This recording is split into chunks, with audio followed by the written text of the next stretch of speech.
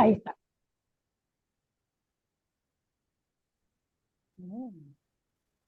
Queridos amigos, buenas tardes.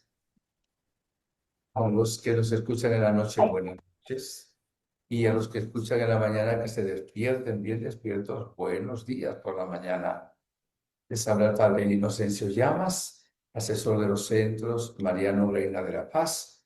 Y tengo aquí a mi lado a Inma García, ¿verdad? Que es la que va a dar esta conferencia. Digamos más que conferencia, es un testimonio y queremos realmente que esto se haga viral para que tanta gente entienda lo importante que es el tema que vamos a tomar. ¿Te parece que hacemos una breve oración? Por favor. En el nombre del Padre, del Hijo, del Espíritu Santo. Amén. En este lugar hermoso en que la Virgen María aparece tantas veces, oh Jesús, queremos pedirte una luz del Espíritu Santo, porque sin Él no podemos hacer nada. Y que la Virgen también se haga místicamente presente, no solo para nosotros, sino para todas las personas que nos siguen a través del Florida Center for Peace. Todo para gloria del Padre que vive por los siglos de los siglos. Entonces, ¿cómo es que te llamas? Inma García. Inma García. Y ya me doy cuenta que no eres de aquí, de Medjugorje. Pues no. ¿De dónde? No, yo soy de Madrid, pero llevo 13 años viviendo en Medjugorje. Mm. ¿Te casaste aquí?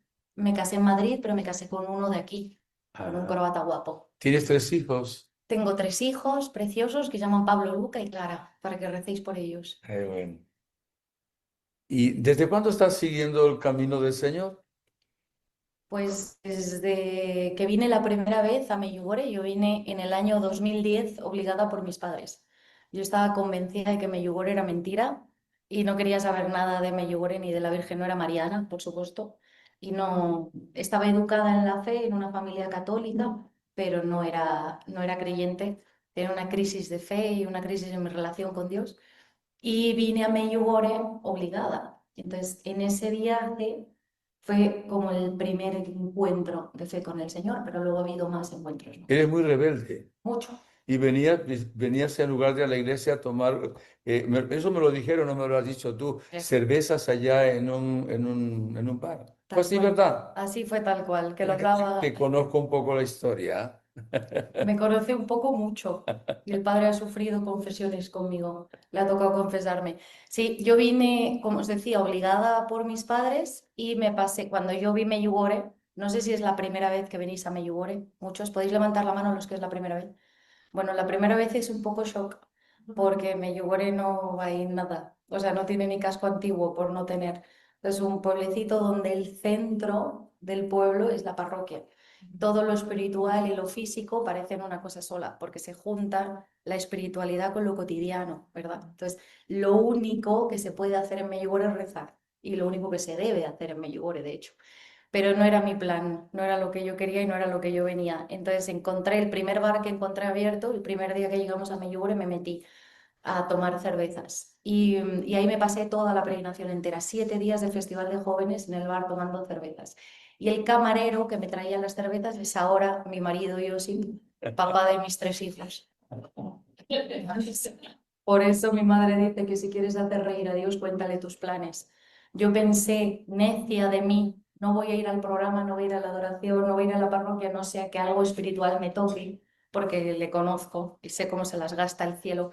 Y lo mismo me toca en el corazón. Y estaba la Virgen María en el bar esperándome con el camarero guapo. Y la, pasa, pasa. Te va a encantar. Sí, la guía que hemos tenido, Tina, es su cuñada. Y su esposo es guía también de aquí, de Medjugorje. Eso es. Sí, tienen 3 hijos hermosos, muy lindos y colaboran todos realmente por la parte del reino de Dios. Pero hay un tema especial que quieres tocar hoy o que quisiéramos, te invitaron a dar, ¿verdad? Sí, bueno, ha sido en realidad muy del Espíritu Santo, como siempre, entre nosotros. Cada vez que nos juntamos, el Padre Inocencio y yo, en realidad nos juntamos tres, porque venimos con una idea y luego el Espíritu tiene otra. Y yo venía un poco a contar testimonio, a hablar de Medjugorje, de las apariciones o de la espiritualidad de Medjugorje, pero de repente ha sido vernos y ha sido, tenemos que hablar del perdón que al final es pues un poco la misión que nos ha encomendado última el cielo a mi marido y a mí, porque vivimos una prueba muy dura en el matrimonio.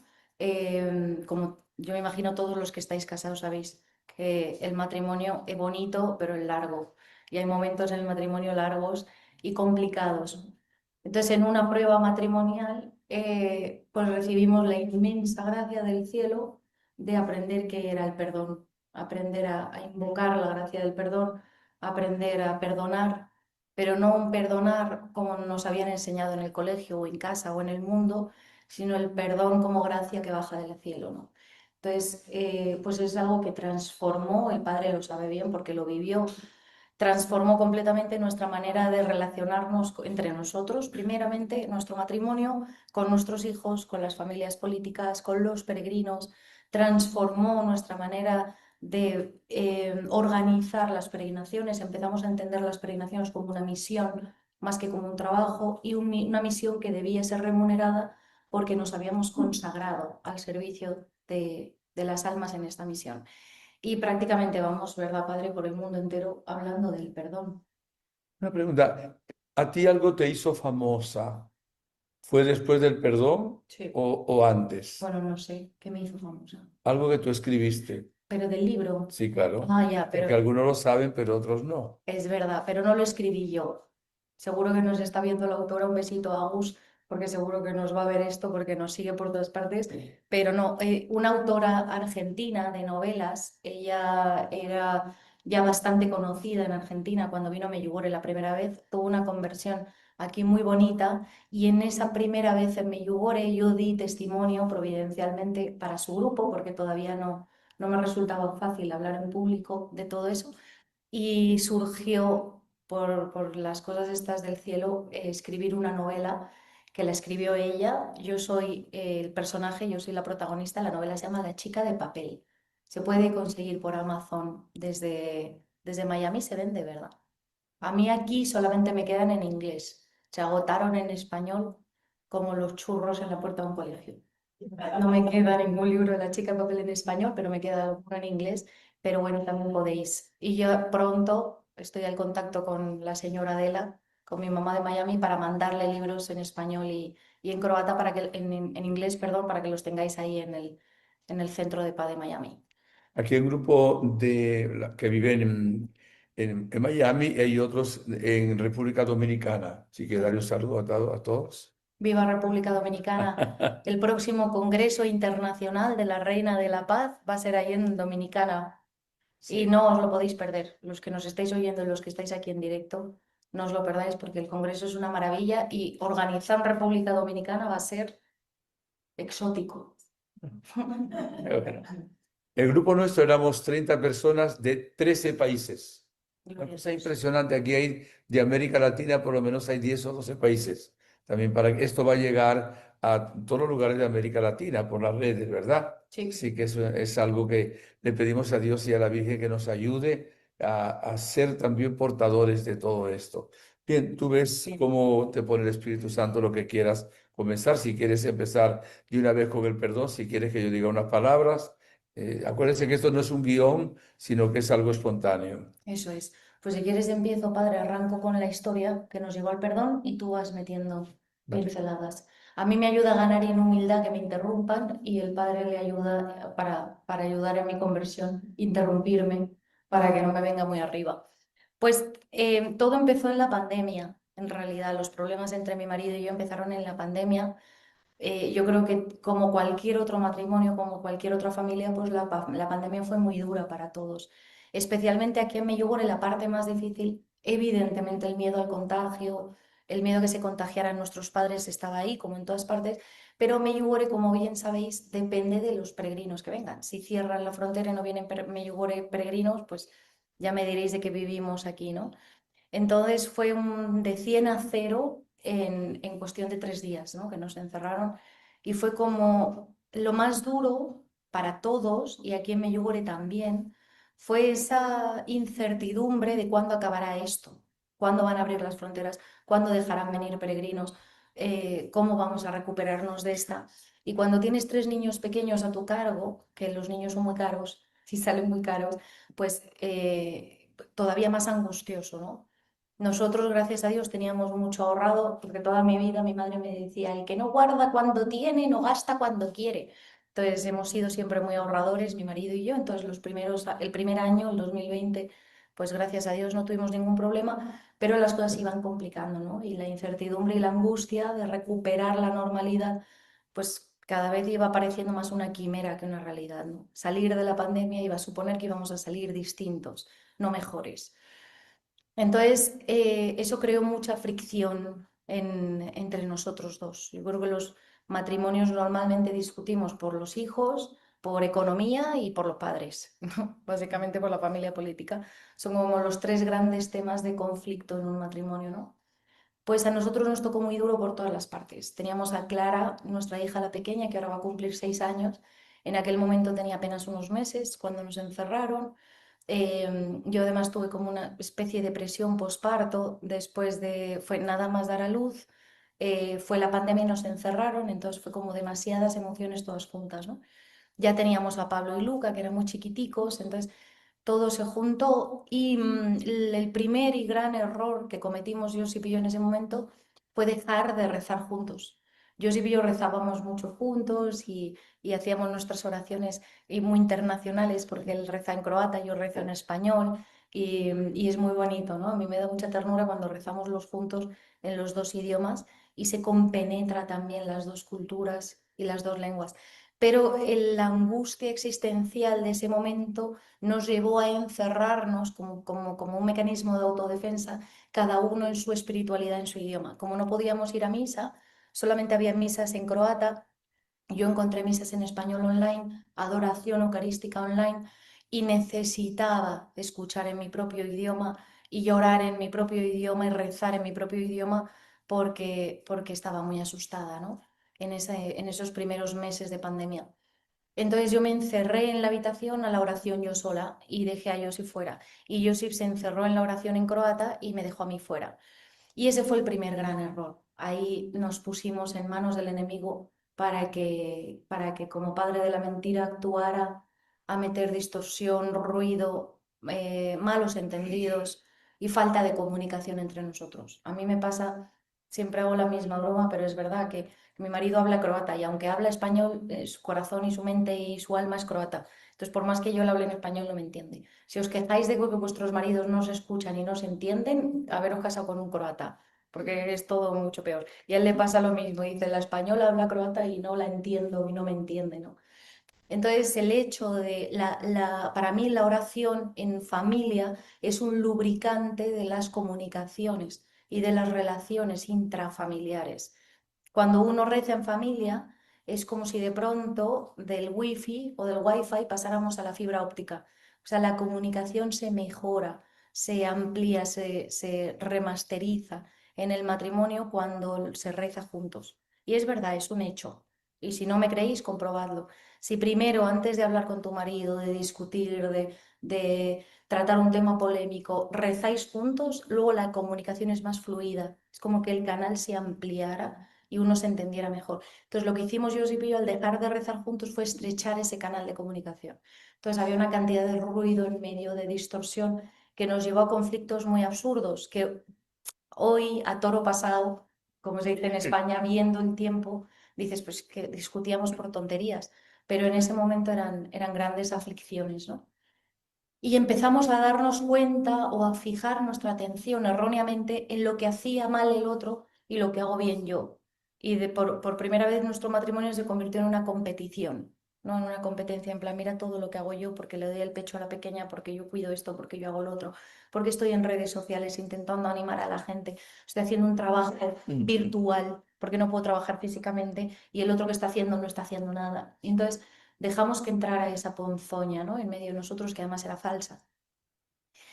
Entonces empezamos a hablarnos desde el rencor, desde el dolor, desde la incomprensión, no desde la oración. Entonces no hay manera de entenderse. El rencor es un veneno que uno mismo se bebe esperando que se muera el otro, pero el que te estás muriendo poco a poco con un corazón envenenado por el rencor eres tú, ¿no? Entonces los dos albergamos rencores en el corazón y llegó un punto para Navidad que ya era insostenible las discusiones, los gritos, las peleas en casa y con los niños pequeños en medio de toda la tensión.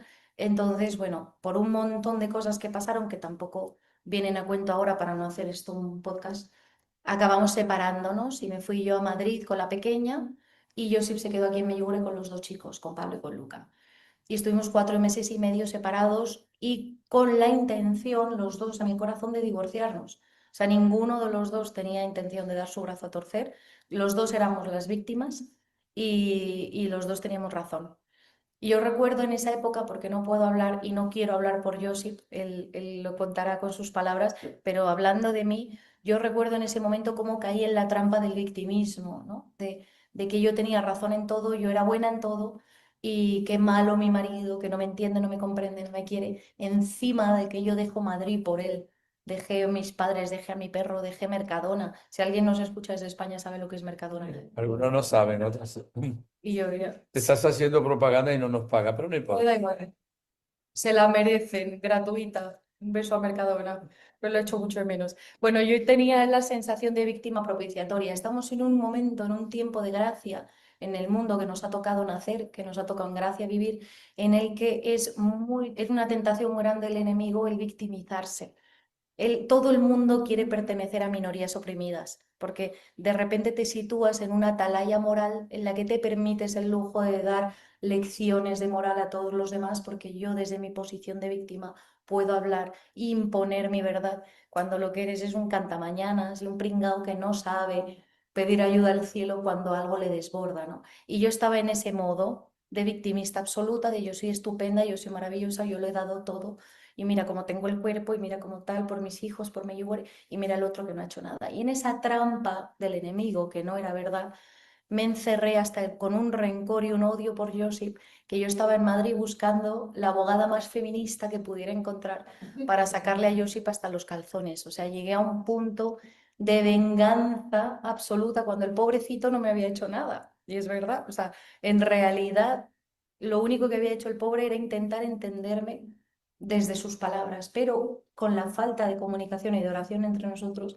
pues habíamos llegado hasta odiarnos, ¿no? Te iba a preguntar que si llegarían a ser, eso sería odio, porque hay resentimiento, rencor, pero a veces llega al odio, que es terrible. Y es peligroso, porque hay un punto casi, bueno, sí siempre hay punto de retorno, porque siempre nosotros llegamos a un punto que parecía de no retorno, pero para Dios no hay nada imposible, ¿no? Y de la ponzoña más absoluta siempre se puede volver y hace todas las cosas nuevas. Pero es verdad que humanamente en nuestra relación estábamos en un punto casi de no retorno, ¿no? Porque nos habíamos dejado cegar por el rencor y por el odio.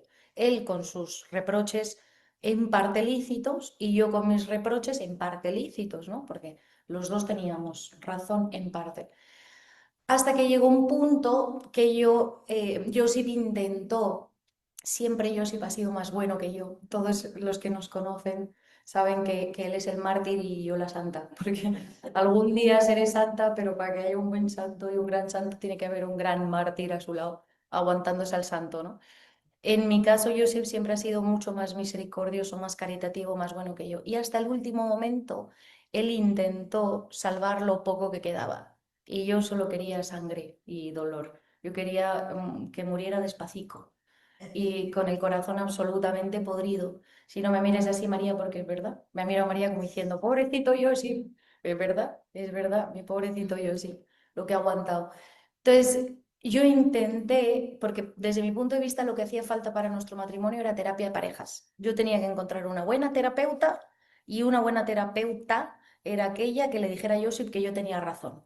Eso era terapia de parejas y así se sirve la terapia de parejas. Entonces, Josip, que es muy bueno pero no es tonto, me dijo, pues no, eso no es terapia de parejas, ¿no? Yo no necesito otra Inma machacándome mañana, tarde y noche. Entonces Josip rechazó las terapias de parejas y apareció con un señor, que le mando un beso a Rodolfo, por si nos está escuchando, que es un señor carismático, él es colombiano. ¿Hay algún colombiano aquí escuchándome ahora mismo? Hay dos buenos. Viva Colombia. Este señor es de Manizales, pero lleva como 30 y tantos años en España. Ya es más español que yo, pero sigue con su acento colombiano. Bueno, y él es seglar consagrado y es carismático. Y lleva un grupo carismático, pertenece a la Renovación Carismática en Madrid. ¿Conocéis la Renovación Carismática? ¿Conocéis a los carismáticos? Bueno, pues para mí en esa época eran los carismaniáticos. Y todavía lo son un poco y yo soy carismática. ¿Te puedo dar un codazo? Por favor. Ah, bueno. Pero sí he faltado al hablar, no he faltado, y lo sabes. Porque aquí a Medjugorje, claro, Medjugorje es un lugar carismático.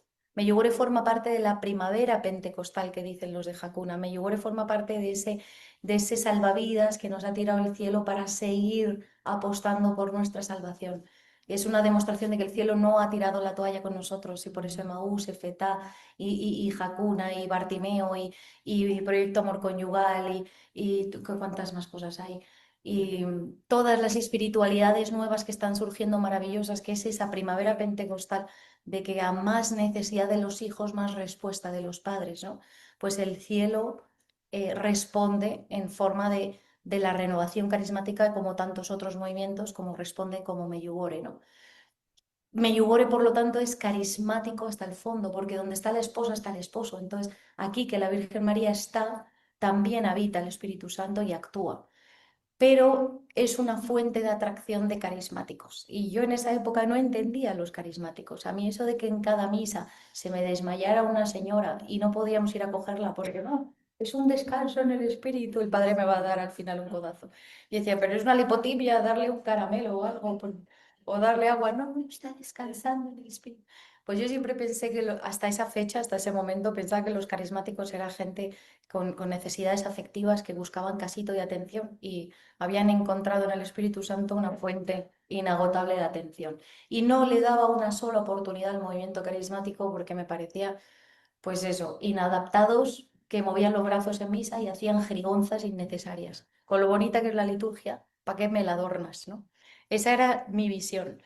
Y de repente, después de haber encontrado una terapia de parejas maravillosa y estupenda, donde la terapeuta me daba la razón, viene Yossi, me cancela la terapia de parejas y me presenta un carismaniático que dice que desde el espíritu vamos a arreglar todas las vainas matrimoniales.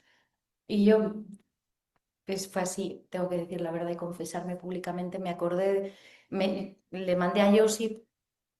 Os podéis imaginar a dónde, no, no digo la palabrota porque está quedando grabado, pero os podéis imaginar a dónde le mandé a él y a toda su estirpe y a todos sus ancestros y al carismaniático de cabeza.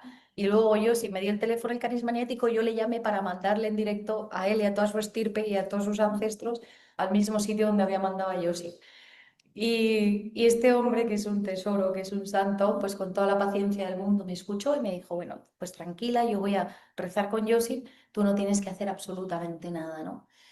Y mi madre, mi santa madre, que seguramente esto también lo escuchará porque es muy fan del Padre Inocencio, me dijo que mi madre, yo estaba viviendo en su casa, yo estaba sin dinero, sin mis hijos, sin mi marido, con la pequeña, otra vez en casa de mis padres en Madrid y completamente arruinada la vida, sin casa, sin trabajo y en plena pandemia, ¿no? Entonces mi madre y mi padre hicieron todo lo posible por poner paz entre nosotros, por hablar con Josip, por hablar conmigo, por mediar, como haría cualquier buen padre, con un yerno bueno y una hija un poco loca, pero buena, a la que tienen que tranquilizar para que no asesine el yerno. Entonces mi madre, que no puede evitar meter la cuchara porque es una buena madre y es muy pesada, como buena madre que es, me dijo, hija mía, habla con el carismático. Ella le llamó carismaniático también. Habla con él, que no te cuesta nada, no te va a hacer ningún mal, porque al final es rezar y conversar. Entonces habla con él, hazlo por los niños. Y yo le dije, ni por el Papa lo haría. Y me dijo, bueno, hazlo por ti y hazlo por los niños. Y yo le dije, no lo voy a hacer. Lo que yo tengo que hacer por mí es divorciarme porque yo tengo derecho a ser feliz. Porque hasta ese momento seguía creyendo que la felicidad es un derecho. La felicidad es una obligación, queridos amigos que me estáis escuchando. Nadie tiene derecho a ser feliz. Tienes la obligación de ser feliz. Porque el Señor quiere que seas feliz, ¿verdad, Padre? ¿Cómo es eso que dice San Pablo? De que quiere el Señor que todos se salven y lleguen al conocimiento de la verdad. Pues eso es ser feliz. Salvarse implica ser feliz y se puede ya experimentar el cielo aquí en la tierra, llegando al conocimiento de la verdad y haciendo la voluntad de Dios ya aquí en la tierra. Entonces yo pensaba que la felicidad era un derecho y no sabía que era mi deber acercarme a Dios, era mi deber para ser feliz cumplir la voluntad de Dios. Entonces yo le dije a mi madre que ni por el Papa, ni por el Padre Inocencio, por nadie en el mundo yo hablaría con un carismaniático para contarle mis vainas matrimoniales, porque no me iba a ayudar y no era asunto suyo, ¿no? Entonces ya harta de mi madre, harta de mi marido, harta de mis hijos, harta de Meyugore, del carismaniático y de todo, me fui a la que era mi habitación de soltera en casa de mis padres, me encerré ahí, me senté en la cama y le pedí al Señor con fe que se me llevara. Dije, Señor, yo me quiero morir y creo que como tú eres un buen padre y sabio y justo, es el momento de que me lleves porque yo estoy allí mejor que aquí. O sea, yo aquí no hago ningún bien. No soy ejemplo para mis hijos, no he sido una buena esposa, no soy una buena hija. El mundo va a estar mejor si yo me voy, Señor. Y con toda la fe del mundo solo dije, yo no voy a hacer nada para atentar contra mi vida, pero sí te pido, por favor, Señor, si me amas, que me lleves ya contigo, que se acabe el valle de lágrimas. Y yo llorando, llorando y repitiéndole al Señor eso, llévame contigo, ya no puedo más, ya no puedo más, Señor, llévame contigo. Y de repente, estando yo con los ojos cerrados, con las manos así en los ojos, llorando, sentada en el borde de mi cama, de repente tuve una visión del Espíritu Santo. Yo, la racional, la que llevaba riéndose de los carismaniáticos, sus visiones y sus mociones. Yo pensaba de verdad en ese momento, cuando me hablaban de que he tenido una visión, he visto tal, la Virgen María me ha dado un mensaje para ti, y las mociones, yo pensaba que era gente que fumaban cosas que no estaban bien vistas. Entonces le dije, o me dejas en paz o compartes, pero no me des mensajes del cielo. Si la Virgen María quiere decirme algo, que me lo diga a mí. Para mí era absurdo y ridículo y era imposible que el Señor te hablara a través de imágenes o de mociones al corazón. Y estaba completamente cerrada hasta el momento en el que yo misma tuve una visión. Yo vi a Jesús justo después de la flagelación. Estaba a los pies de mi cama, en el suelo de mi cuarto. Pero tengo entendido que tú habías dicho que no ibas a perdonar que te lo pidiera quien te lo pidiera. Y tu mamá te lo pidió y dijiste que no. Y ahí vino Y ahí vino la visión. sí. Justo, efectivamente, cuando mi madre me dijo, hazlo por ti, hazlo por los niños, hazlo por mí, hazlo por nosotros, yo le dije que por nada en el mundo hablaría yo con un carismático. Me subí a la habitación y fue cuando tuve esta visión. Así contado, ocupa varios minutos, pero en realidad en el momento fueron apenas 2 minutos, 1 minuto y medio, desde que yo le grité a mi madre que jamás hablaría con un carismático, no lo haría por nadie, ni por todo el oro del mundo. Y tuve la visión, apenas transcurrió 1 minuto, 1 minuto y medio. En esa visión, como os decía, vi a Jesús justo después de la flagelación. Él estaba en cuclillas en el suelo de mi cuarto y yo vi perfectamente claro, Jesús estaba como mirando al suelo, le temblaban así las manos y no me miraba a mí, solo miraba al suelo y yo veía las gotas de sangre resbalarle por la nariz y caer y manchar el suelo de mi cuarto. Entonces yo abrí los ojos porque era súper, hiper, mega realista. Y yo pensé, pues ya está, era hoy cuando me daba el ictus, esto es un ictus, estoy viendo cosas, me he vuelto loca del todo. Y cada vez que cerraba los ojos volvía a ver a Jesús. Cuando abría los ojos no veía nada, no estaba físicamente en el suelo de mi cuarto, pero en mi corazón, dentro de mí sí que estaba. Cuando volví a cerrar los ojos volví a ver a Jesús y era como si alguien me fuera guiando la cabeza, como si me fuera moviendo la cabeza para recorrer el cuerpo destrozado de Jesús. Entonces empecé en la espalda y yo vi la espalda de Jesús completamente destrozada, abierta, en sangre viva. No sabía si eran jirones de piel o de ropa, porque estaba completamente destruido y le veía las costillas. Entonces yo abrí los ojos y consternada porque era extremadamente gráfico y extremadamente desagradable y yo no tengo en el imaginario imágenes así. O sea, yo todo lo que sea más fuerte que Disney no lo veo. Toda mi familia es militar. Entonces, para mí no es gracioso ver películas donde muere gente de uniforme. Yo no veo películas bélicas, ni veo películas de terror, porque me parece absolutamente abominable la violencia gratuita, el sexo gratuito, todo eso a mí, que tengo mucha sensibilidad, sobre todo visual, se me quedan grabadas y me hacen mal, me hacen daño. Entonces no veo eso, jamás. Así que no tengo en el imaginario ni siquiera la Pasión de Cristo de Mel Gibson, la vi entera. No he visto la flagelación. Entonces no me imaginé que lo que yo estaba viendo era real. Yo pensé que me estaba dando un ataque de histeria y estaba imaginándome cosas. Pero cada vez que cerraba los ojos volvía a ver una parte del cuerpo de Jesús, como si alguien tuviera un especial interés en hacer hincapié en cada una de las llagas de Jesús. Y yo le pedía que me lo quitara, porque me parecía súper desagradable y no quería verlo. Pero cada vez que cerraba los ojos volvía otra vez a verlo, como si alguien insistiera y pudiera más que yo. Después de la espalda de Jesús, volví a abrir los ojos llorando, le pedí que me lo quitara y cuando volví a cerrar los ojos fue como si me movieran la cabeza hacia la cabeza de Jesús. Lo que yo vi en la cabeza de Jesús no lo entendí hasta muchos años después, hace un año o 2 años, que en unos ejercicios espirituales en Semana Santa estudiamos la sábana santa. Yo vi exactamente lo que se demuestra en la sábana santa que le pusieron a Jesús. Yo vi un casco de espinas, vi dos tipos distintas de espinas, unas espinas muy largas y unas espinas muy cortitas. Y lo vi perfectamente cómo se le clavaba en la nuca y se le encajaba en la frente, iba desde la nuca hasta la frente y cómo se lo habían incrustado y le veía una espina atravesándole la frente. Y yo todo el rato pensaba, ¿por qué, Dios mío, estoy viendo yo esto? Qué horror, ¿de dónde viene esto tan horrible? Porque yo pensaba que la corona de espinas era pues como se representa en el Vía Crucis, pues una coronita. No, siempre me imaginé la corona de espinas así. Nunca me había imaginado un casco de espinas trenzadas y que se le encajaba por todas partes. El pelo estaba completamente seco y aplastado por la sangre y por el casco encima de las espinas y clavado en la frente. Entonces ya en este punto yo abrí los ojos, respiré hondo y dije, por favor, ya, Señor, ya no quiero ver nada más de esto, no entiendo esto y me está haciendo mal.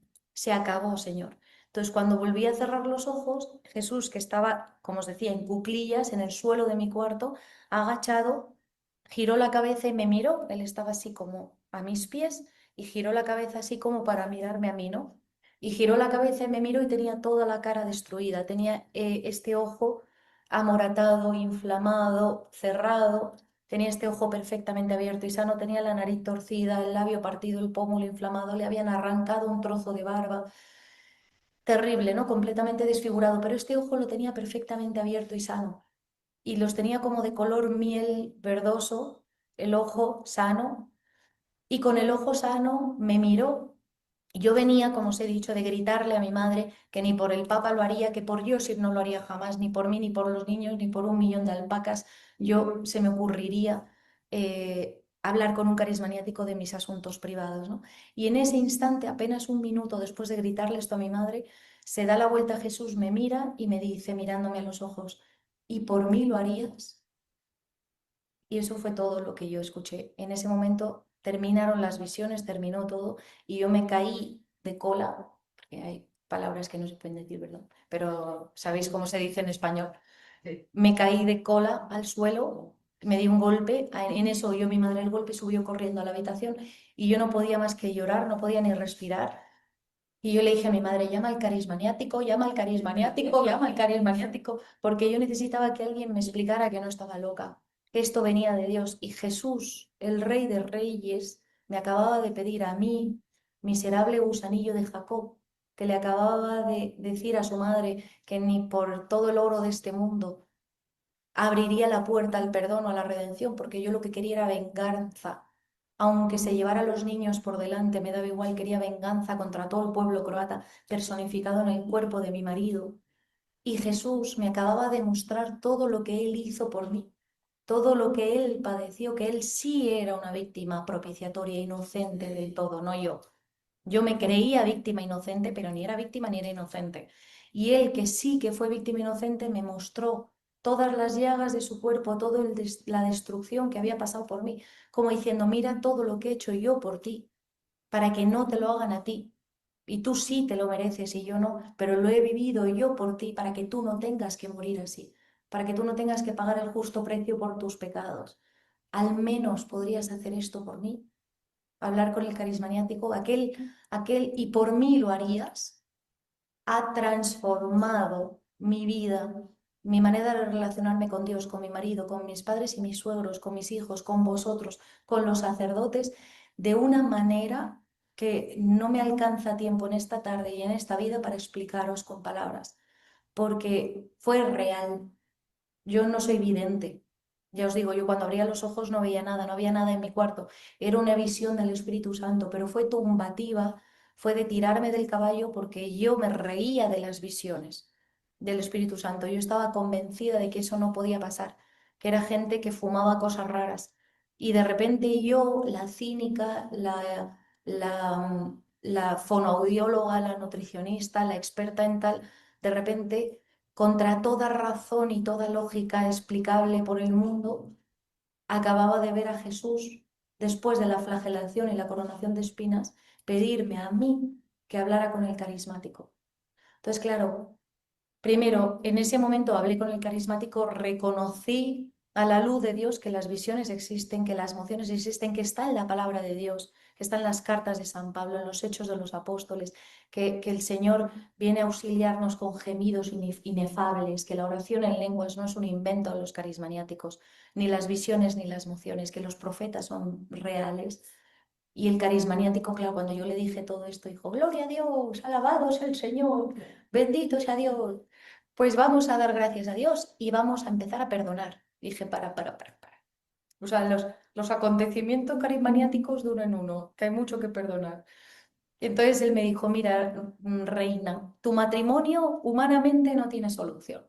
Os habéis dicho y os habéis hecho demasiado daño. No, toda esa ponzoña que habéis soltado por la boca se queda flotando en el aire porque la palabra es constructiva y destructiva.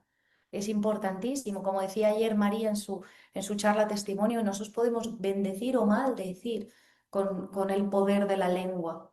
Entonces, tú le has hecho mucho daño a Josip y Josip a ti. Humanamente no tiene solución. Ahora desde el espíritu todo es posible. Desde el espíritu todo tiene solución. Entonces vamos a salvar este matrimonio desde el espíritu. Y yo no le creía nada, pero yo le había dicho a Jesús, por ti sí, Jesús. Cuando él me dijo, por mí lo harías, con esa actitud tan humilde como el Padre, el Rey de la humildad, se puso a mis pies y me dijo, ¿y por mí lo harías? Yo le dije, por ti sí, Jesús, por ti perdono al croata, por ti hablo con el carismático, por ti vuelvo a Medjugorje y por ti aprendo croata. Por ti, Señor, todo. Es por ti, Jesús, es por tu amor. Por ti sí, Jesús. Entonces, claro, yo me puse por Jesús en manos del carismático para lo que viniera. Y él me dijo, mira, te vas a hacer esta oración. Me dio una oración así cortica, que luego os mando, ¿verdad, Sandrita? Luego te la mando. Y luego aquí a los interneses la subís, si queréis. Muy cortita, que es la oración del perdón. Es una oración para invocar la gracia del perdón. Y me dijo, mira, Inma, a ti nunca te han explicado bien el perdón.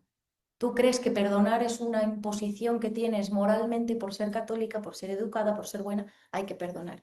Entonces, en la superficie, en el consciente, a ti te han enseñado a perdonar, pero a nivel subconsciente no se ha integrado el perdón, porque el perdón es una gracia que baja del cielo.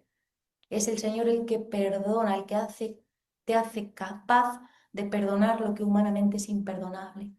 Todo en este mundo es posible perdonarlo con la gracia de Dios.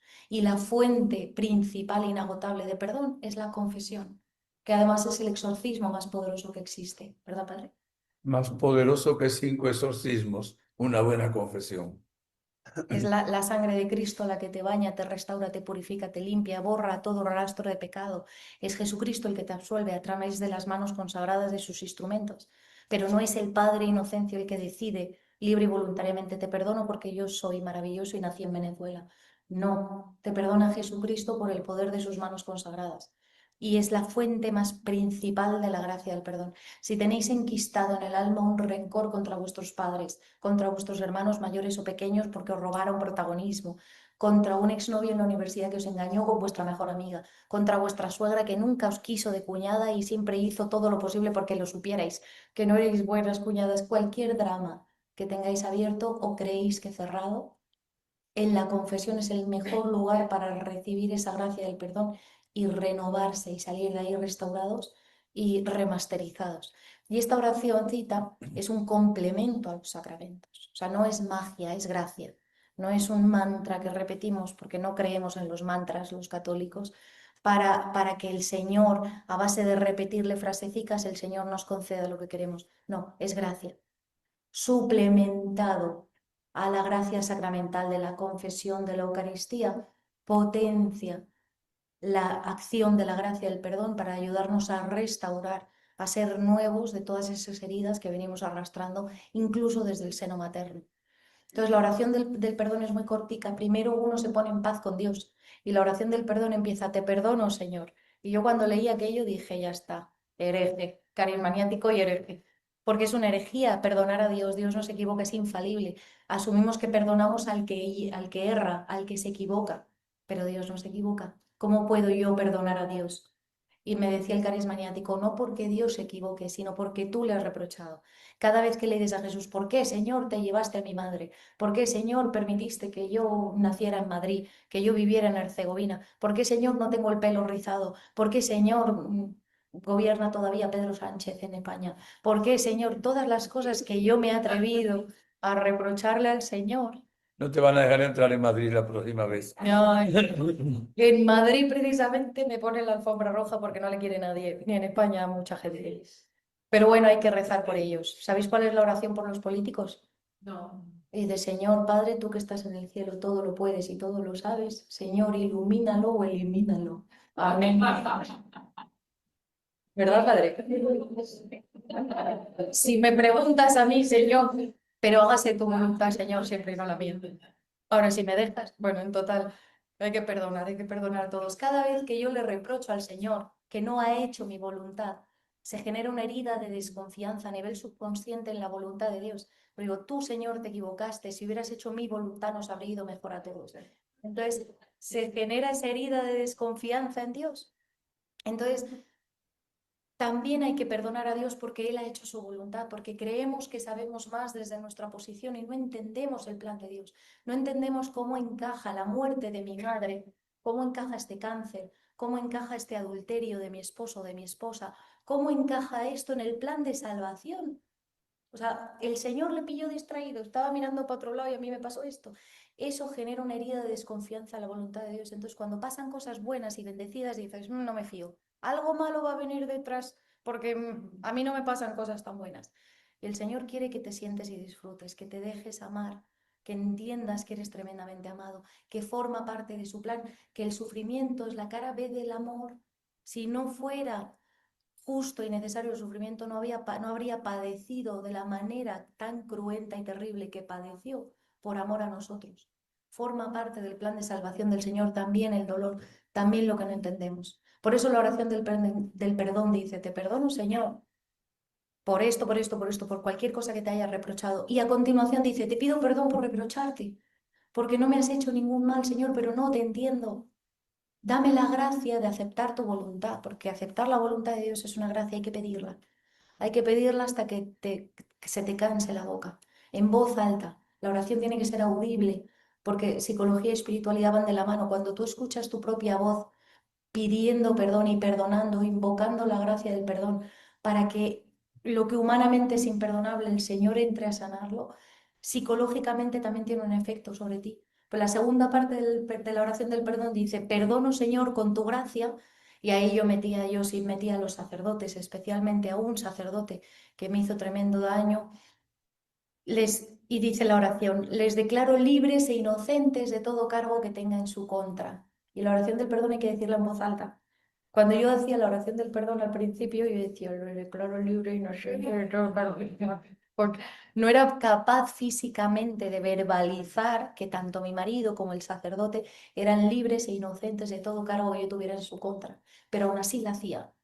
El carismático me dijo, hazte esta oración mínimo 3 veces al día durante 30 días. Vamos a cansar al cielo para que la gracia y el perdón se derrame y purifique, restaure y renueve tu matrimonio y tu relación con Dios. Entonces yo me lo tomé como un antibiótico espiritual, porque yo soy muy de ciencias y digo, si me dices que 3 veces al día, 30 días, me acaba de pautar un antibiótico espiritual. Y yo como buena científica dije desayuno, comida y cena. Y me puse la alarma en el móvil y después de desayunar, después de comer, después de cenar, me hacía la oración del perdón, sin sentir, sin querer, sin saber lo que estaba haciendo. Yo decía, Señor, yo quiero ser feliz. Ni siquiera sé todavía si quiero perdonar, si se merece mi perdón, si todas esas cosas me seguían doliendo en el alma. Pero yo pensaba, Señor, tú quieres y puedes. Yo no puedo, pero quiero. Quiero al menos dejarte a ti ser Dios, que tú seas el Dios de mi vida, que tú me ayudes a olvidar tanto mal que me han hecho, porque no me lo merecía. Es humanamente imperdonable. Entonces yo hacía la oración del perdón en ese modo, en ese mood, ¿no? De tú quieres, Señor, tú puedes, yo ni quiero ni puedo, yo quiero asesinar a Josip y al cura y a todo meyugoriano que me cruce, porque seguía porque la cabra tira al monte, porque yo soy madrileña, porque no entendía la visión. Y yo volvía otra vez, no, Señor, es por ti, es por tu amor. Yo se lo he prometido a Jesús, sí, y por mí lo harías, sí, Jesús, por ti lo haría. Y repetía otra vez la oración del perdón. A los 15 días estábamos haciendo mi marido y yo una novena a San José juntos. Y en el día 6 7 de la novena, de repente dije, qué guapo. El croata, que me parecía apestoso y espantoso 3 días antes, por el rencor, de repente dije, qué guapo está. Y yo a mi madre, mamá, ¿has visto qué guapo yo? Sí, y mi madre, pues como siempre, porque mi madre ama a su yerno con todo su corazón. Entonces, para ella su yerno es guapísimo, listísimo, maravilloso y estupendo. Y pues está igual que siempre. Y yo le veía guapísimo. Y yo decía, ¿pero qué se ha hecho el croata? Y dice, no, no, igual que siempre. Y entonces empecé a pensar, wow, o sea, ya me está dando ojos nuevos, porque estoy viendo a Josip como le ve Jesús. Igual pequeñito, imperfecto, humano, croata, cabezota, pero guapo. Pero aquí está pasando algo. Y yo seguí con la oración del perdón y seguí invocando la gracia del perdón. Y a los 30 días de terminar con la oración del perdón, empecé a perdonar a mis padres, a mis suegros, a mis novios de la universidad. Y a los 30 días estaba de vuelta viviendo en Medjugorje. Yo no quería volver a Medjugorje a vivir porque se me había acusado injustamente de adúltera. Y yo pensaba que todo el mundo en Medjugorje lo sabía. Y vosotros sabéis que pueblo pequeño, infierno grande. Y Medjugorje no es una excepción. Es un pueblito de chismosos. De gente maravillosa y buenísima, pero hay de todo, ¿no? Entonces yo pensaba de verdad que no iba a poder volver nunca a Medjugorje porque me habían destruido la fama. Yo no había hecho de lo que me acusaban en absoluto. Pero ponte a restaurar la fama una vez que has difamado. 4, 5 o 10 iban a saber que yo no había hecho nada, pero ¿y el resto? Entonces tenía pánico a regresar a Medjugorje. Cuando terminé con la oración del perdón, después de mucha oración y de mucho hablar con sacerdotes, fue el lanzarme a la piscina y volver a Medjugorje y que Dios sabe, Dios me restaurará la fama, porque como yo no tengo nada que ocultar, no he hecho nada malo, pues que Dios me recobre la fama de lo que no soy y de lo que sí que soy. Y cuando llegué a Medjugorje me di cuenta que mi marido es digno portador de su nombre, porque mi marido se llama Josip, que es José en croata, ¿no? Entonces mi marido es un San José. Y San José, como dice en el Evangelio, San José, que era un hombre justo, decidió repudiarla en secreto. Y mi marido, que es un San José, es un hombre justo, decidió repudiarme en secreto. Y todas las broncas, discusiones, malos entendidos y todo se lo cayó para él y lo habló solo en confesión. Así que cuando yo volví a Medjugorje, todo el mundo estaba como, por fin, Inma, vuelve a casa. Mis suegros deseando besarme, abrazarme, porque me había quedado atrapada en Madrid, me habían echado muchísimo de menos mis chiquitines y tal, porque nadie pensaba nada malo de mí, porque Josep se había encargado de que nadie hablara nada malo de mí. Aunque él quería asesinarme, me quería asesinar en secreto. Él fue un San José. Entonces yo volví a Medjugorje como por la puerta grande, ¿no? Como en los toros, porque nadie sabía nada malo. Mi marido se había encargado de conservar mi honor, de conservar mi dignidad y de no difamarme públicamente. Y entonces fue como un regalo del cielo de esa gracia del perdón que habíamos invocado los dos, porque él fue capaz de guardarse para él y solamente en confesión tratar su sufrimiento, de tal manera que mi dignidad estaba intacta en Medjugorje. Y no fue hasta que empezamos a hablar públicamente de lo que había pasado cuando la gente dijo, pero ¿cómo? ¿Pero qué? Pero no, nunca nadie sospechó que entre nosotros había problemas, gracias a mi querido Yoshi y a la gracia del perdón. No sé si tu padre quieres aquí añadir algo del perdón. Estás muy callado. No tenía que dejarte porque evidentemente. Bueno, primero, la primera vez que escuché a Inma cuando hablaba de Jesús y espero tener fuerza ahora, yo lloré, o sea, estaba viviendo toda esa visión de Jesús, como ella nos explicó en algunos detalles, ¿verdad? Por amor. Y el detalle de Jesús, si te lo pido yo creo que ahora tenemos que entender que esa frase que le dijo Jesús nos la dice a nosotros en esta tarde. Y si yo te lo pido, que perdones a esa persona. Y yo creo que tenemos que decir al Señor que sí. Dice que en Dios hay, vamos a ver si me viene la palabra, la, Dios es grande, infinito en todos sus, ahí es donde me falta la palabra ahorita, en sus gracias, sus designios, ¿no? En lo que Él es Dios, ¿no?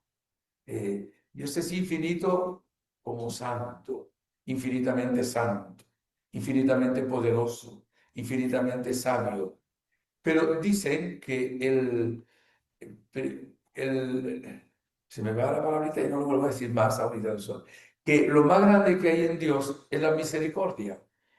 Teológicamente no es correcto porque todos son infinitos, pero ese don del Señor para nosotros, lo más grande y lo más útil es la misericordia, porque nos perdona. O sea que Dios nos ama de una manera tal que ¿qué hubiera ocurrido si Dios no nos hubiera perdonado? Díganmelo ustedes. Díganmelo. Todos nos hubiéramos condenado en el infierno. Si no nos hubiera perdonado, todos, todos. También la Virgen no hubiera ido al infierno, porque no hubiera sido virgen, ni inmaculada, ¿verdad? Pero claro, a nosotros nos perdona Dios levantándonos cuando hemos caído. A la Virgen la salvó no permitiendo que cayera. Entonces, gracias al perdón del Señor, podemos entrar en el cielo. Por eso debemos darle gracias al Señor. Hoy meditábamos todos en un lugar o en otro el Vía Crucis. Y la primera palabra, Padre, perdónalos porque no saben lo que hacen. Y la segunda palabra, también, te lo aseguro, hoy estarás conmigo en el paraíso. Entonces Dios y en el Padre Nuestro luego nos enseña, perdónanos como nosotros perdonamos a los que nos ofenden. Claro, el perdón no es un sentimiento, es una gracia del cielo en la cual nosotros luego hacemos un acto de voluntad de querer perdonar al que nos ha ofendido. Sin tener que dar los detalles, pero ella habló aquí de un sacerdote, ¿verdad? Que había un resentimiento, no viene al caso el decir el detalle. ¿Por qué? Y ¿sabe qué pasó? Estaban dando el testimonio, Josie e Inma, en Colombia, a ver, cerca de Río Negro. Río Negro de Medellín, casi de Medellín. Y aquí sacamos algo, miren cómo Dios de los males saca bienes. El mal más grande que ha habido en el mundo es matar a Jesucristo. Y el bien más grande es la salvación. Mire, el mal tremendo que vivieron. ¿Y cuál es el bien que han sacado? Primero, conocer mejor a Dios. Y segundo, dar testimonio. ¿Cuántas veces habrán dado este testimonio? Pues decenas. Decenas de veces. Estaban dando este testimonio, habría quizá unas 400, 500 personas. Y yo estoy escuchando atrás. Y cuando están hablando de todo esto, yo oigo que el Señor me dice, vete y bésale los pies. ¿Mm? Yo no le dije nada a nadie, pero pedí un micrófono inalámbrico a alguno de los servidores y en la parte de atrás le dije, cuando le digan que ya que terminó, digan que esperen un momento. Y yo me pongo atrás con el micrófono y cuando ya están terminando, me levanto y digo, un momento, por favor. Y digo, ¿pero qué le pasa a este loco? Y voy donde está y empiezo a besarle los pies a Ima. Y claro, ya, por padre, ¿qué hace? Moviendo su pie. Y lo mismo a Yossi, besarle los pies. Dije, Dios quiere que le bese los pies. Entonces, ¿qué pasa? Miren las cosas como que de Dios. Hablaba aquí ahora de un sacerdote. Le dije a la gente, levanten la mano los que tienen un rencor contra algún sacerdote, porque no les atendió, porque les atendió mal, porque dio escándalo, porque... Y levantaron la mano una cantidad tremenda. Yo no conté cuántas, pero tú estabas allí, ¿no? Pidiendo perdón nosotros a los sacerdotes. Bueno, entonces, ¿qué pasó exactamente? Se levantaron la mano bastantes personas, docenas que tenían odio, resentimiento al sacerdote. Entonces empezamos, bueno, me besaron los pies, empezamos a besarle hicimos una oración de perdonar a los sacerdotes. La gente se empezó, y los sacerdotes perdonar al público. Y la gente empezó a llorar y experimentamos una paz, una alegría y un gozo tan grande por el hecho de que estábamos perdonando. Gracias a Dios por el testimonio de Irma y de Yossi. Fue un acontecimiento que yo no olvidaré, no estaba en mis planes, ¿verdad? Y eso es lo que el Señor quiere también hoy de nosotros, que aprendamos a perdonar para siempre, 70 veces 7, o sea, siempre. Y el Señor nos dice eso hoy, y si yo te lo pido, ¿cómo vamos a decir al Señor que no? Y sobre todo no asustarse, porque dices, claro, qué fácil, ¿verdad? Me estaba viniendo ahora mientras os miraba las caras, qué fácil decirlo desde ahí, pero si tú supieras lo que me hizo mi marido, si tú supieras lo que me hizo mi mamá, si tú supieras que... Porque todos tenemos la sensación de que nuestra cruz es la que más pesa, la que más duele y la que más cuesta llevar. Y eso es una trampa del enemigo. No hay dolor, ofensa, sufrimiento que no pueda cubrir la misericordia de Dios. Y dices, es que asesinaron vilmente en la puerta de mi casa a mi hijo. Es que me violaron repetidas veces entre varios y como fruto de eso quedé embarazada. O sea, hay cosas terribles porque dices, bueno, casi te da vergüenza decir tengo que perdonar a mi marido cuando yo sí es un tesoro, comparado con cosas terribles, ¿no? Que son imperdonables. Pero es que ahí también entra el Señor. Porque cuando a ti te abusaban, Él estaba a tu lado. Él estaba siendo abusado contigo. Él estaba intentando abrazarte. No es responsable del sufrimiento, es víctima en el sufrimiento contigo. Y por lo tanto, desde el Señor, desde Dios, no es que tú tengas que ser de repente superpoderoso. Porque yo cuando dije lo de, cuando el Señor me preguntó, ¿y por mí lo harías? Yo dije, yo por ti lo haría, Señor. Y yo, claro que sí, porque yo puedo. Porque mira, yo nací en Madrid, vivo en Medjugorje, soy súper elocuente, estudié 2 carreras, entonces obvio que yo puedo. Y cuando me enfrenté a la realidad dije, no puedo, te quiero, Señor, y por ti quiero hacerlo, pero es que no puedo olvidar, no puedo perdonar lo que me han hecho.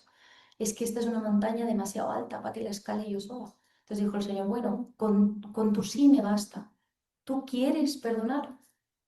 Yo te doy la gracia del perdón. Lo hacemos juntos. Yo te enseño a perdonar. Yo te perdono y por lo tanto te enseño a perdonar a los demás así como tú has sido perdonado. Es el Señor quien lo hace. Claro, a mí en mi vida nunca me habían explicado esta forma de perdonar. Siempre había considerado el perdón como una losa, una imposición. Tengo que hacer, yo tengo que decir, tengo que perdonar. Y encima el pendejo este ni se arrepiente y me lo va a volver a hacer porque le conozco. Y ni me ha pedido perdón y yo aún así tengo que... Y dice, Señor, por Dios. Hasta que me di cuenta de que el perdón como el amor, son las dos fuerzas más poderosas que mueven el mundo. El Señor en sus potencias, que estaba hablando, Atributos era la palabra. Los atributos, atributos de Dios. el perdón y el amor son lo que mueven el mundo porque son contagiosos. Es increíblemente contagioso, así como el odio y el rencor también. El perdón y el amor a la enésima potencia se contagia mucho más. En el momento en el que yo sí pillo como matrimonio para arreglar nuestras privacidades matrimoniales, que no le involucran ni a mis padres ni a mis suegros, es una cosa de dos. Decidimos meter la gracia del perdón entre nosotros y aprender a perdonarnos para perdonar a todos y dejarnos perdonar por el Señor. De repente nos vimos en Río Negro, Medellín, hablando delante del obispo de Barranquilla. Acuérdate, Sí. teníamos que contar unas cosas que el padre Astolfo nos decía. Contando cómo fue, contando. Y yo, no, cómo fue, no, que hay un montón de curas que nos van a exorcizar, que no podemos contarlo cómo fue, ¿os acordáis? Y el padre Astolfo y nosotros en obediencia al padre Astolfo lo contamos sin anestesia y sin vaselina. Y todos los curas y el obispo, ¿te acuerdas, padre? De Barranquilla, así pegados al asiento, porque contamos los dramas que vivimos con la Iglesia Católica con sencillez, sin adornarlo, sin atacar a nadie, desde el punto de vista de una persona profundamente herida en su matrimonio y con la Iglesia. Cuando el Señor permitió que todos los pilares de nuestra vida se tambalearan a la vez, para decir, bájate de ese pedestal en el que tú solita te has puesto, que sin mí no podéis hacer nada. Y estás queriendo evangelizar, queriendo hacer apostolado, queriendo hablar desde mi yugo y cuando no tienes ni puñetera idea de lo que estás haciendo. porque el que se entrega soy yo, el que se da soy yo. Tú quieres ser brillante y brillar con luz propia, que todo el mundo te escuche y no te has dado cuenta de que lo que tienes que hacer es iluminar con mi luz. Tú eres un canal de la luz de Dios. Solo tu ego quiere que seas brillante. El Señor quiere que ilumines con su luz. Y eso es lo que toca corazones, y eso es lo que arranca lágrimas, y eso es lo que propició la emoción que tuvo el Padre de besarnos los pies, porque para nosotros fue una humillación también. Ver al Padre humillarse por mí fue incomodísimo. Y ahí fue cuando nosotros dijimos, no, sé humilde y déjate besar los pies. Porque hay que ser muy humilde para dejarse cuidar, para dejarse querer, para dejarse ayudar. Hay que ser muy, muy humilde. Y yo en el beso de los pies del Padre sentí a toda la Iglesia Católica, empezando por el Papa, pidiendo perdón a cada una de las víctimas. También a mis víctimas, porque yo también soy Iglesia Católica. Que tendemos a echar balones fuera, ¿no? Claro, porque los obispos, el Papa, Roma, tal.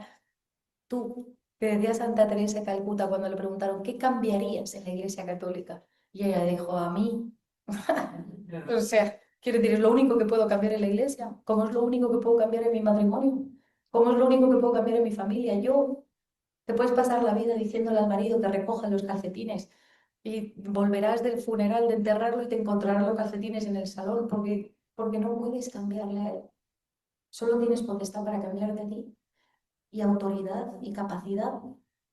Y para mí, aquel beso, aquella respuesta de todo el auditorio en las que estabais, visteis que la gracia de Dios ahí estaba. Si queréis os mando el vídeo porque lo tengo guardado, porque yo creo que es la vez que más ungidos estuvimos para dar testimonio, porque fue desde la sencillez absoluta de un corazón restaurado, porque Dios así lo había querido. Y fue sanador para todo el público, para el obispo de Barranquilla nos besó, un beso al obispo, si nos, de repente nos abrazó, nos besó, nos agradeció, los sacerdotes llorando, el padre llorando. Yo veía al padre Inocencia ahí al fondo llorar y dije, me excomulgan, he hecho llorar al padre Inocencio. Dios mío de mi vida, Señor, ¿qué estás haciendo? Y estaba sanando el padre, y estaba sanando yo, y estábamos sanando todos. Y fijaos que solo fue porque un matrimonio croata-española se decidieron a dejar a Dios actuar a través de la gracia del perdón en su matrimonio. Y está dando la vuelta al mundo el perdón, porque el mundo de hoy que nos ha tocado vivir necesita, para poder experimentar el amor, necesita experimentar primero el perdonarse a sí mismos. Cuánto suicidio, cuánto problema de salud mental, cuánto trastorno alimentario, trastorno del sueño, cuánto hay por el mundo por la falta de perdón, porque no somos capaces de reconocer con sencillez que nos hemos equivocado, que el plan de Dios era mejor, que podemos equivocarnos porque Dios todo lo hace nuevo y que los demás pueden hacernos daño y les podemos perdonar porque Dios todo lo hace nuevo. El mundo sanará, como decía la Divina Misericordia de Santa Faustina Kowalska, cuando vuelva otra vez la mirada hacia Dios, y yo me permito añadir en clave de amor y de perdón. Cuando empecemos a perdonarnos con la gracia de Dios unos a otros, el mundo empezará a sanar. ¿Verdad? También hay que perdonarse uno a sí mismo, ¿no? Y así acaba la oración. Con tu gracia, Señor, me perdono a mí misma. Con tu gracia, Señor, me perdono a mí mismo. Con tu gracia, Señor, me perdono a mí mismo. 3 veces se repite en voz alta, porque 3 veces te guardas más rencor a ti que a los demás, por pura soberbia. Y dices, ¿cómo he podido ser tan tonta? ¿Cómo me pude dejar engañar? ¿Cómo no dije? ¿Cómo no callé? ¿Cómo no hablé? ¿Cómo no? Porque te crees que todo lo tienes que hacer bien y cuesta muchísimo reconocerse un miserable, cuesta muchísimo reconocerse gusano.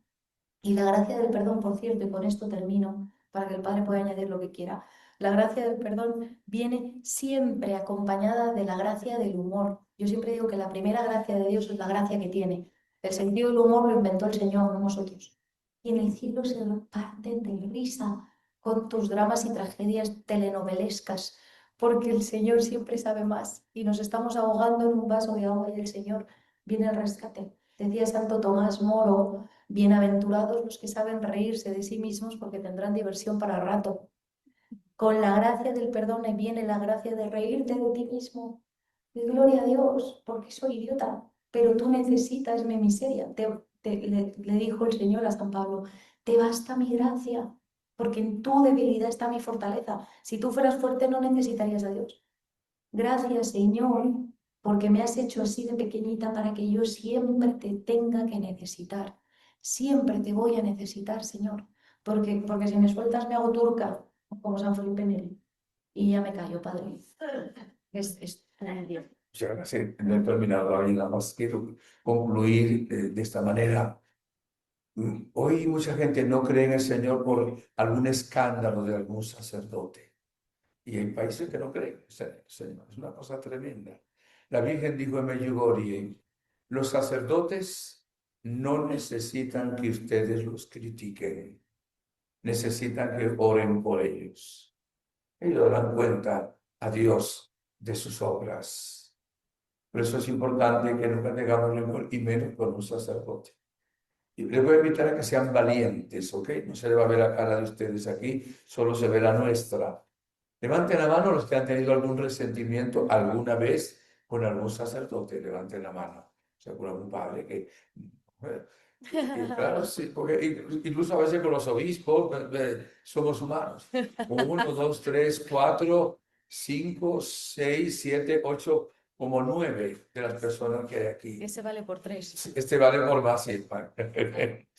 Ahora levanten la mano los que han tenido resentimiento con alguna otra persona que no es sacerdote, ¿verdad? Sí. Por supuesto que todos, aunque no nos acordemos, ¿no?